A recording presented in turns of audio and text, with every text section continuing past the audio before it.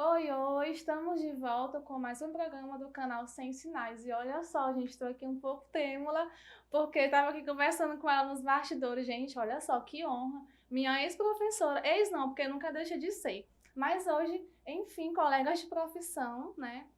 É um prazer para mim, é uma honra. Eu sou muito assim fã dela, posso dizer fã mesmo, porque eu sou apaixonada pela sinalização dela, pela sua dedicação. E hoje ela que é tradutora e intérprete de Libras, também professora, está sendo professora da Universidade Federal do Piauí, mestre também em linguística. Então, tem muito que a gente conversar aqui com ela, aproveitar um pouco sobre as suas experiências e também dar algumas orientações para a gente, pois ela realmente é de confiança para a gente realmente aprender muito. Bem-vinda, minha querida Valdeni, é um prazer recebê-la. Muito obrigada, Arielle. Obrigada a todos pela audiência, pela participação. E eu já tenho aprendido com vocês. A ideia é que a gente possa compartilhar também conhecimento aqui hoje. Esse feedback ele é sempre muito honroso, porque as pessoas que passaram por aqui, a gente costuma sempre falar isso, é um aprendendo com o outro, ex-alunos, alunos, que já foram e hoje são, enfim, é um ciclo que vai cada vez mais crescendo e a comunidade vai aí crescendo. Então, você que é uma referência, muitas pessoas indicaram você para estar aqui, por isso eu faço questão de falar para você. Você que hoje está aí finalizando o último período das turmas de letras libras, tem muitos alunos aí correndo atrás de TCC, finalizar, e eu já ouvi bastante que você é uma orientadora, inclusive hoje vai estar analisando uma banca, né, do curso de letras libras. Então vamos começar um pouco, eu quero saber como que começou a sua história na Libras, conta pra gente um pouco. Então, eu faço parte do grupo de intérpretes de Libras que começaram na igreja, porque quando eu tinha 12 anos de idade, havia um trabalho de traduções na igreja e eu participei de um curso. Mas, paralelo a isso, eu tenho uma prima que é surda e no mesmo período eu começava a acompanhar essa prima todos os dias para a escola. Eu recebi essa missão da minha tia de acompanhá-la à escola todos os dias. Milena. Isso, a Milena. E a escola é Consuelo Pinheiro. E foi lá que eu fui desenvolvendo um contato com as pessoas surdas. Foi lá também que eu fiz algumas traduções de eventos da escola. Cheguei a participar de atividades com os estudantes. Havia no Natal um coral de surdos. E eu, por estar ali naquele ambiente, acabava participando também juntamente com eles, além da igreja. Então, meus primeiros trabalhos de tradução foram assim, serviço A voluntário. Libras é isso, né? Bem natural mesmo, né? Como acontece. E como era um período em que não havia ainda lei, não havia ainda profissão, foi de lá também que eu recebi o meu primeiro convite de trabalho, que foi para ser intérprete na época, Cefet, hoje Instituto Federal.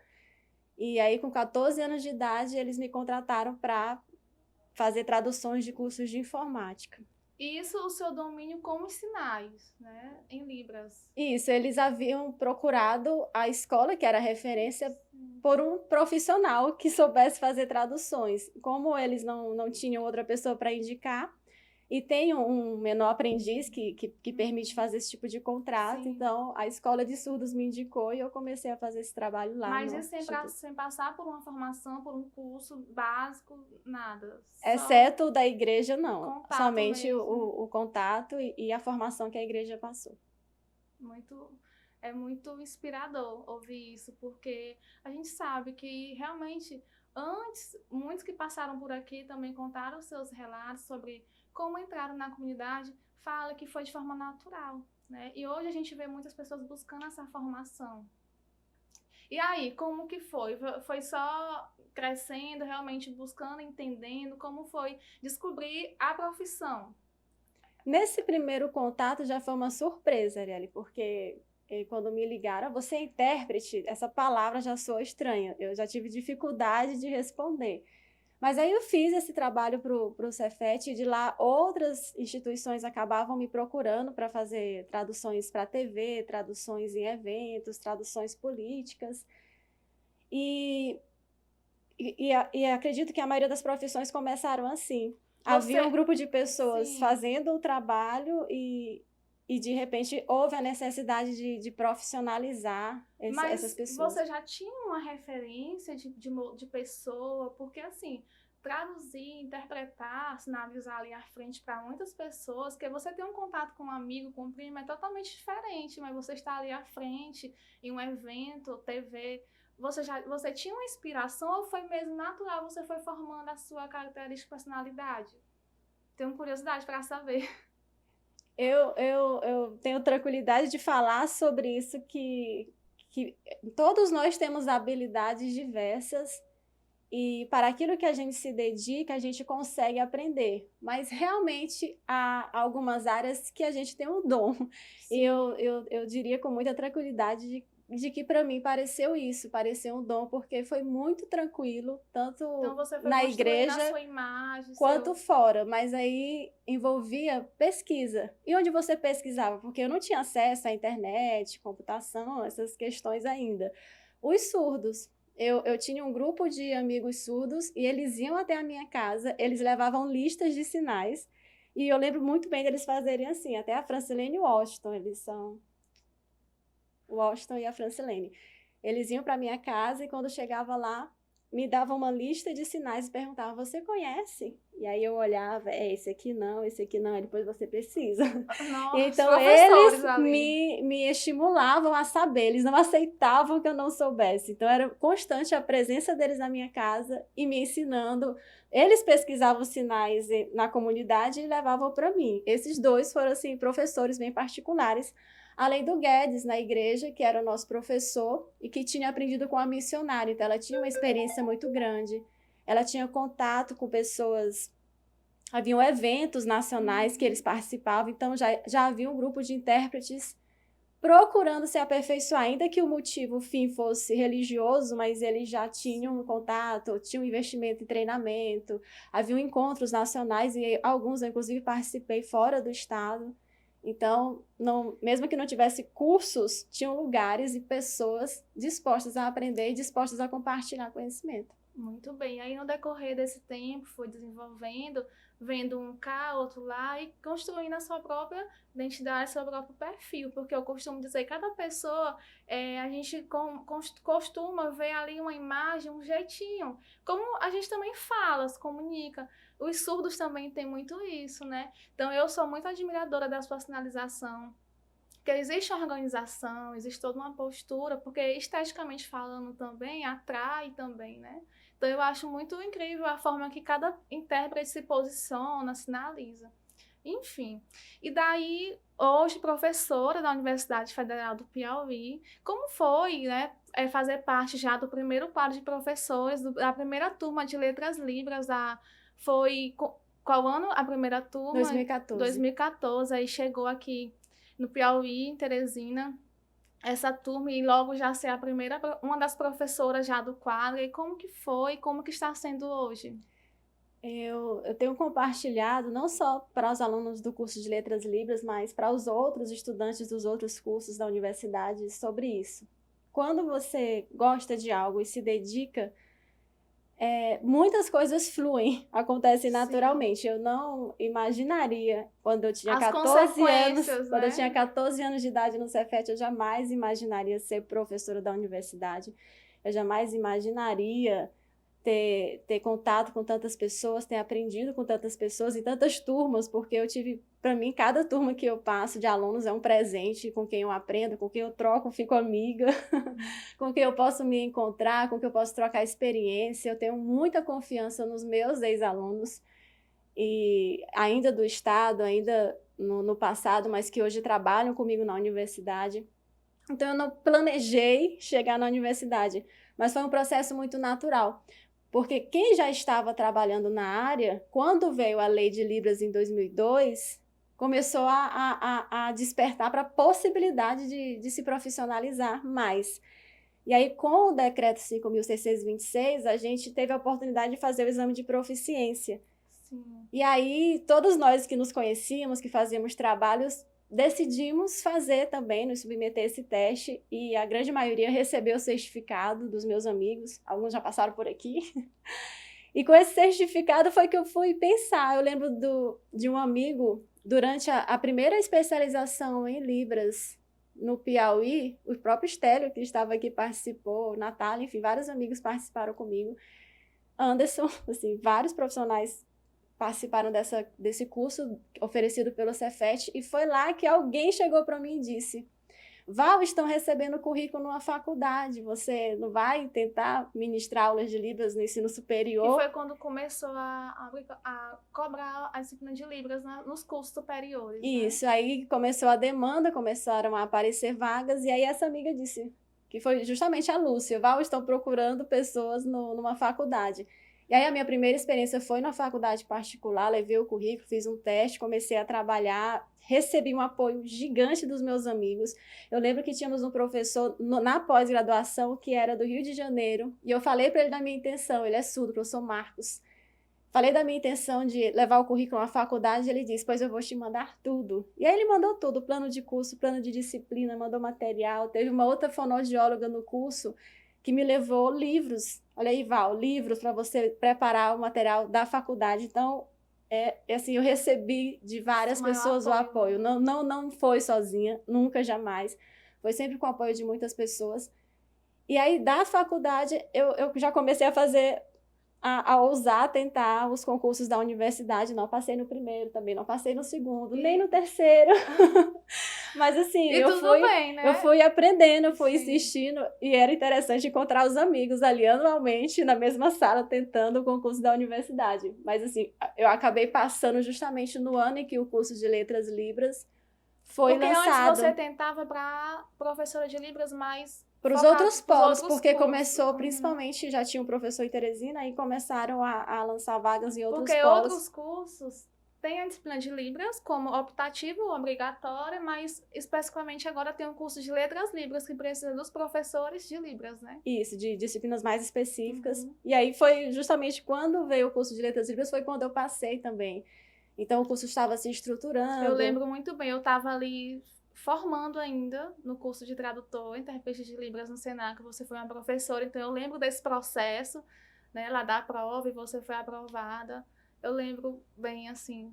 E um pouco antes, eu tinha passado para o cargo de técnico em tradução lá na universidade, mas aí 6 meses depois eu estava fazendo um concurso para professor e estou lá, desenvolvendo esse trabalho. Gente, eu já falei aqui para vocês, eu fiz parte da primeira turma do curso técnico de tradutor e intérprete de Libras, e a Valdeni foi minha professora. Eu tive a honra de ser aluna dela, no qual aprendi muito e despertou. O Marcelo também já colocou aqui pra gente, o nosso intérprete aqui do canal, que na disciplina dela a gente tinha muita prática de música, e eu lembro muito. Hoje, inclusive, eu até acordei assim um pouco no clima de Natal, e eu lembrei da música. Eu nunca vou esquecer da música que a gente fez. Vem que está chegando o Natal. Então, a gente foi com ela que realmente eu senti essa inspiração. De, meu Deus, eu posso sinalizar uma música em Libras, passar para o surdo entender, né, o contexto daquela música, a emoção. Então, você falando aqui, eu estava lembrando desse tempo no qual você fez parte da minha formação. E hoje, muitas pessoas falam, isso é muito real, como que se dá de forma natural. Porque hoje eu estou aqui, não tinha também perspectiva, não tinha interesse, e hoje está aqui encontrando você, né, que está aí à frente de turmas do curso de Letras Libras, e eu também quero saber como que está sendo a procura e os surdos inseridos no curso superior de Letras Libras. Como que tem sido ser professora dos surdos e como acontece as aulas? Então, a universidade, ela tem uma estrutura, principalmente no nosso prédio de Letras Libras, tem uma estrutura muito favorável à inclusão dos estudantes com surdez. Existe um investimento da universidade com a presença de intérpretes, claro, ainda insuficiente, porque a gente vive um momento de recursos bem limitados, então estamos com dificuldade de contratação de novos intérpretes, mas o básico mesmo para que seja um ambiente bilíngue, a gente dispõe hoje, com algumas dificuldades. Inclusive, nessa semana, no trabalho da minha orientanda, Altina, a gente falava sobre isso na banca, porque ela identificou justamente isso, que no espaço do curso há acessibilidade. Há intérpretes, há professores que sabem língua de sinais, há outros colegas que sabem língua de sinais, mas em ambientes externos... Da própria universidade? Isso, não é tão fácil assim a acessibilidade, como a biblioteca, o restaurante, enfim, ela identificou que outros espaços realmente estão carentes de um investimento. Então, pode-se dizer que dentro da universidade tem um curso de letras libras, tem o polo, digamos, o polo de vocês lá, mas está segregado, está separado? Como é um prédio só do curso Sim. de letras libras, a gente acaba realmente fixando ali as disciplinas, as turmas, e a circulação maior da comunidade surda é ali. Quando eles têm necessidade de ir e de ter acesso a outros serviços, é quando Já realmente tem a barreira, né? existem ainda algumas barreiras. Mas é uma equipe que começou junto com o curso. Assim, Sim. A gente costuma falar que é uma equipe de professores jovens que começaram junto com o curso é recente, então nós temos tranquilidade também de entender que estamos melhorando, Sim. que estamos aprendendo com o processo. Eu lembro muito bem da minha primeira disciplina lá, que eu estava submersa por todo tipo de ansiedade e sem condições, assim, de me sentir segura. Isso foi melhorando com o tempo. Isso em questão de conteúdo, grade curricular? Sim, conteúdo, porque eu sempre optei por ministrar aula em língua de sinais. Como eu ministro disciplinas específicas no curso, Libras 1, 2, 3, que é uma parte mais prática, eu faço o esforço de ministrar em língua de sinais, e isso exige de mim muito mais treino, porque não é a minha língua materna. E a turma é mista, surdos e ouvintes, né? Isso. É uma exigência do curso de letras libras já ter um domínio de libras, assim como os cursos de outras línguas? Na seleção, não. Tanto que agora está aberto a seleção. Sim, gente, fica um convite também para quem tem interesse. Com o uso das notas do Enem. Então, não há exigência do conhecimento de língua de sinais, mas há uma necessidade. Sim, durante todo o curso. Aqueles que têm já um conhecimento prévio acabam tendo mais facilidade, e quem não tem acaba tendo que buscar. Mas nós estamos muito conscientes de que precisamos também investir nisso. Tanto que temos conversado insistentemente para que as aulas de disciplinas específicas sejam mais práticas, para estimular isso nos futuros professores. Sim. E também que a universidade tenha mais extensão, ofereça cursos ali mesmo para que eles possam aperfeiçoar a conversação, a prática, para que saiam fluentes, porque sim, é o que se espera de um professor, né, licenciado. Os surdos que já passaram hoje pelo curso de Letras Libras aqui de Teresina, da Universidade Federal do Piauí, da UFP, hoje, como você vê eles hoje no mercado, atuando como professores de Libras? Ariela, eu posso te dizer que eu conheci alguns lá na APAE. Eles eram criancinhas na APAE, criancinhas, e eu já estava lá acompanhando minha prima, então adolescente, com eles. E aí a gente se encontrou em diversos outros momentos, e finalmente encontrei com alguns na universidade, vi, né, aquelas crianças na minha sala de aula, vi o processo de formação, e vi a formatura. Assim, para mim é um misto de muitas emoções estar na UFP, porque primeiro eu estou fazendo um trabalho que começou de um hobby, de um prazer, que era fazer sinalização e tradução, e poder ver, acompanhar realmente a evolução dos surdos, que eu vi também lutarem ali na rua pela escola bilíngue, eu que fui para a rua também. Eu lembro de um vídeo que tem, eu nem era ainda da área, nem... Acho que eu tinha 14, 13 anos, nem conhecia surdo, e eu lembro que eu vi um vídeo seu com alguns surdos ali num carro, um microfone lá, você interpretando lá, o surdo sinalizando, você interpretando e falando, pedindo escola bilíngue, né? Isso, então eu acompanhei tudo isso. A minha prima enfrentou algumas dificuldades também na acessibilidade. Eu estive em audiências com o Estado para falar sobre tudo isso. Eu fui servidora do Estado também, no CAIS, né, que presta atendimento às pessoas com surdez, então eu acompanhei. Então, ver os surdos chegarem à universidade é para mim uma alegria, para mim é uma grande conquista para o Estado como um todo, para eles, para a comunidade. E eles são, eu posso falar como professora, excelentes alunos, excelentes estudantes, como todos os outros, claro, mas gera assim, e a minha pesquisa de mestrado mostrava um pouco isso, porque eu analisei notícias de jornal sobre a inclusão educacional de pessoas com surdez. E era sempre assim, as notícias enunciam o acesso dos surdos ao ensino superior como algo que não se espera.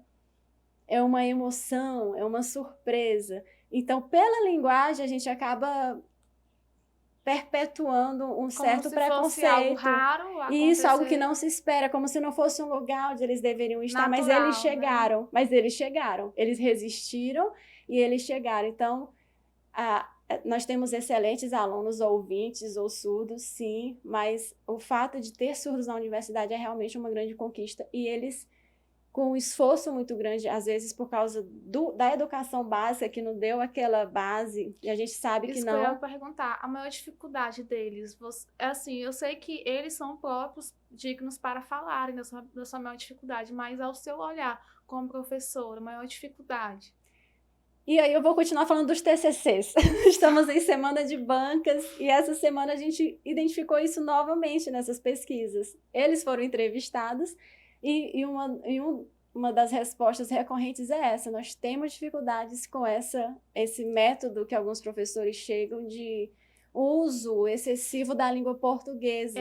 Me corrija se eu estiver errado, mas ao meu ver, a dificuldade, o que falta não é conteúdo, não é raciocínio da parte deles, mas sim estrutura de... É metodologia, porque primeiro os professores não, alguns, claro, e nem poderiam, não têm conhecimento sobre o perfil desses estudantes, sobre a experiência educacional que eles tiveram, ou ainda sobre a linguagem. Nós temos professores que são do curso e temos professores que são de outros departamentos. Mas então, estão ali naquela disciplina. Mas tem que ministrar, por exemplo, disciplinas pedagógicas no curso. Sim. Então, tem que haver sempre um diálogo para esclarecer sobre métodos. Por exemplo, a gente teve uma situação, e eu vou assim, deixar bem claro que não é erro, é uma questão de adaptação. O professor, quando vai ministrar aulas para um público surdo e ouvinte na mesma sala de aula, ele tem que passar por um processo de adaptação e a gente colabora.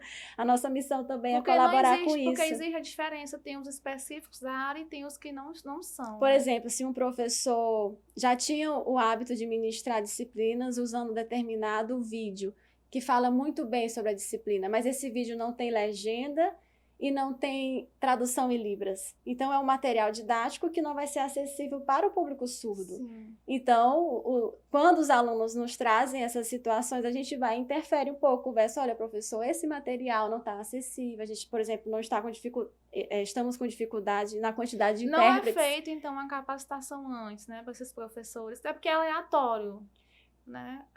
Assim, a estrutura da universidade hoje nos sobrecarrega de muitas funções e atividades, e de fato hoje ainda não há para todos os professores que vêm para o departamento um treinamento. Sim. Agora há um trabalho do NAU, que é o Núcleo de Acessibilidade da Universidade, e ele tem lá na página da universidade algumas informações, alguns eventos, e durante todo o semestre a universidade organiza um simpósio que é voltado principalmente para os professores. Há uma formação, agora no período da pandemia, teve essa formação para os professores e o NAU está lá, e nós estamos lá do Letras Libras também, compartilhando com todos sobre isso, sobre como pode ser o material, como pode ser a acessibilidade. Né? Então, de alguma forma, a gente tenta atender, ainda que não seja uma formação específica, mas há um movimento no sentido que possa ser útil de também, ir informando, de ir compartilhando essas informações. Muito bem. Fico muito feliz por ver esse avanço.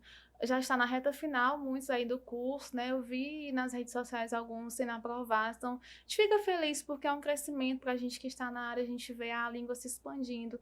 E hoje, muitas pessoas não entendem a Libras, que não entendem, mas não conhecem a importância e o porquê da Libras realmente ter o status de língua. Muitos hoje se referem ainda como linguagem. A gente tem que estar ali explicando, fortalecendo isso. E sobre os estudos, pesquisas na área da Libras mesmo, da língua Libras, hoje você que está aí pesquisando hoje na área, quais são os avanços de pesquisas?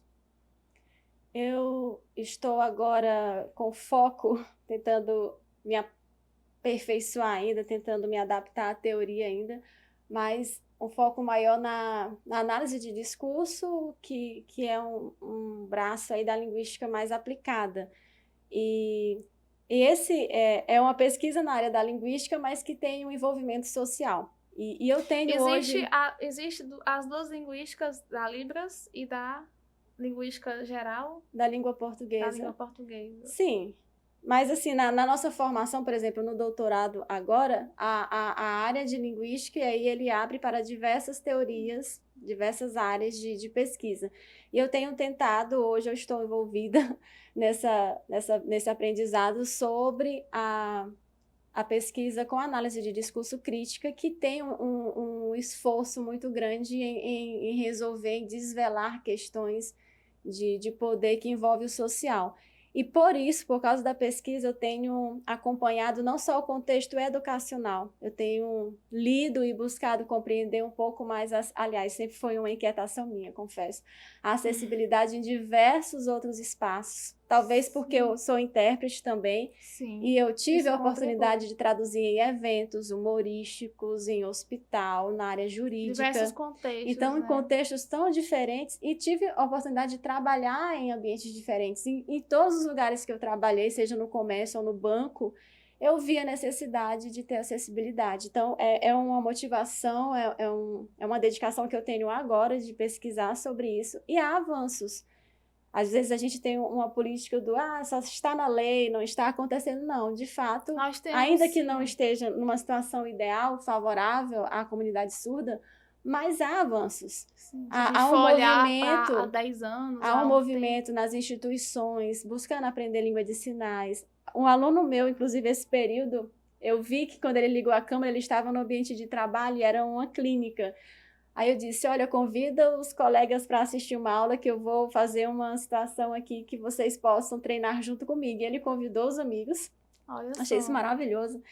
E junto com os colegas de trabalho, a gente fez uma aula voltada para atendimento na área de saúde, por exemplo. Então, eu vejo o interesse, eu vejo um movimento. Ainda não é o ideal, mas tanto na área jurídica como na área da saúde, na área educacional e vários outros espaços na área de entretenimento também A existe um carência investimento. ainda existe muito, porém já existe um investimento, uma porcentagem que dá para a gente continuar, tendo esperança de continuar buscando sempre, né? O melhor. Recentemente, numa viagem, eu entrei no museu e a primeira pessoa que me recebeu me olhou diferente.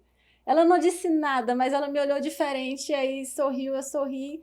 Aí ela fez, e aí eu, surda? Aí ela disse, sim, tudo bem, ela seja bem-vinda. Aí ela começou a apresentar o museu para mim, Trabalhando no surda, local. na recepção do museu. A Então, gente para fica mim, isso... surpreso porque a gente fica feliz também, né? Isso, Não então... é algo que é impossível, mas como não tem tantos, a gente também fica surpreso, né? Eu Feliz. espero que os surdos possam chegar no museu e ter acessibilidade. Então, Olha só. quando eu chego e percebo que tem, eu fico emocionada, eu fico feliz. Eu fiquei várias vezes voltando lá, tentando puxar assunto É com igual ela. eu também, quando eu vou no supermercado, que eu encontro assim, eu encontrei uma surda, passei a fazer, fiz minhas compras todinha com ela, me acompanhando e fiz questão de perguntar uma coisa que eu já sabia, mas eu queria ver ela me respondendo também numa loja. Eu fui também na Lei Biscuit, tem uma surda que trabalha lá, muito simpática, e foi muito bom. Chamou a gerente, me mostrou lá, e eu expliquei um pouco sobre ela, falei sobre a importância de realmente ela estar inserida. Enfim, a gente fica feliz com isso, porque é uma semente sendo plantada, né? E aí eu quero saber qual situação que mais assim marcou como intérprete de Libras que lhe emociona, que quando você lembra, você se emociona e você pensa, realmente, eu me identifico, eu me encaixo e estou aqui realmente por isso. Qual situação? E você, não, realmente é útil, eu sou útil. Eita, você falou qual que te marcou? É Eu um lembrei de dois extremos. Tem o que marca fica à positivamente e Sim, tem o que marca pois fica à negativamente. vontade. Pronto. Assim, uma experiência muito assim, inesperada para mim de alguns anos atrás foi traduzir um show de humor em Teresina. Eu achei, era um show beneficente. Eu até tentei indicar outras pessoas, mas aí me convenceram, olha, é um show para a Associação de Surdos, você precisa interpretar, então, Eu certo. acho que eu lembro desse evento, não Então, sei. assim, eu já tinha interpretado tantas outras coisas que para mim não tinha sido tão desafiador quanto estar ali. Porque Desafio, né? é um contexto diferente, uma linguagem diferente, eu sou um pouco mais tímida para algumas piadas, enfim, para mim foi bem difícil. Marcou, tanto que eu lembro. Pensou em momento que me marcou foi aquele dia. E o feedback que eu tinha das pessoas era esse, que que os humoristas faziam a piada olhando para mim, esperando exatamente como eu ia fazer em língua de sinais. Então, eu sentia o olhar das pessoas para mim, mas preferia ignorar. Não, eles não estão olhando todos para mim, não estão. Enfim, essa foi uma experiência complexa, mas, assim, difícil. Bem recentemente, eu acho que eu cheguei nessa experiência que você falou, sim, de pensar como é importante o trabalho do intérprete, porque na pandemia, já agora, recente, eu recebi uma ligação, quando eu olhei, eu estava, inclusive em aula, eu pedi até licença para os alunos, era uma menina surda, e ela insistiu tanto que eu resolvi atender. Quando eu atendi, ela disse que eu estou no médico e eu preciso de ajuda, porque eu não estou me comunicando com ele. Você pode me ajudar? Aí eu, certo, vamos lá. Literalmente, em chamada de vídeo. Ela me levou até a sala do médico e aí ele fez as perguntas, ela falou sobre o que ela estava sentindo e eu fazendo a mediação pelo celular. Aí no final ele deu algumas orientações, falou dos exames, eu explicando em língua de sinais. Ele entregou as requisições de exames e ela foi comigo até a recepção, onde ela mostrou, oi, bom dia, e eu dando voz. Ela precisa de orientação sobre esses exames, aí a recepcionista falava e eu sinalizava. Quando eu terminei isso, ela disse, obrigada, eu, não, prazer livre, pode me ligar. Mas assim, quando eu desliguei, eu pensei, gente, eu não tenho o direito de ir ao médico se colocou no sem lugar, que tenha um terceiro. Assim, como é urgente que os médicos, que os enfermeiros, que os recepcionistas, em qualquer ambiente, em qualquer espaço, saibam minimamente a língua de sinais. Simplesmente saibam minimamente. Dizer oi, tudo bem, ou o que você está sentindo, não é muita coisa. Não é um estrangeiro. Não é algo tão complexo assim. Ainda que não exista a presença do profissional fluente, mas que cada instituição pensasse em contratar um intérprete. Olha a pessoa fazendo propaganda do profissional. Não, mas é importante a gente chamar isso. Seria isso que mudaria um pouco a realidade. Assim como a lei também entrar mais em vigor, porque existe já mais uma cobrança mais também do poder público e a própria comunidade em si também cobrar mais, já cobra, a gente sabe que eles são muito enganjados na luta, mas realmente bater na porta, Ministério Público, eu preciso relatar suas situações, né? Fica um chama também, a gente sempre também está colocando aqui esse chama para despertar realmente a importância, né? E aí você colocou uma situação, e eu sempre costumo falar assim, quem nunca, né, passou por uma situação, quem é intérprete de Libras, uma situação dessa, de que realmente é intérprete de Libras, que realmente é dentro da comunidade surda, está ali vivendo, tendo aquele contato. Eu mesmo já passei por situações também de interpretar um parto, por exemplo, de 2 vezes. E a própria família não nem querer, nem fazer questão, preferir estar um parente pela confiança, mas o surdo ali pedindo, eu preciso do intérprete, eu tenho medo. De não saber, né, vamos perguntar alguma coisa, e o surdo, a surda, né, na época, exigiu, queria, e eu fui, voluntariamente eu fui, mas a gente sabe do valor que a gente tem, da importância, então foi situação também parecida nesse contexto da saúde também. Eu traduzia uma vez um treinamento, que era sobre justamente plano de saúde. Tinha uma palestrante explicando sobre plano de saúde, eu traduzi e tinha algumas pessoas surdas. E uma levantou a mão e perguntou, no seu plano de saúde, eu posso agendar um horário e o plano de saúde vai colocar intérprete de Libras? Foi uma pergunta bem espontânea. Da surda? Isso. E eu traduzi para voz. E eu tive que traduzir em língua de sinais a resposta. Não existe nenhuma lei que nos obrigue a colocar intérprete de Libras em atendimento na saúde. E eu sinalizei isso. E a surda ficou, né? Não tem.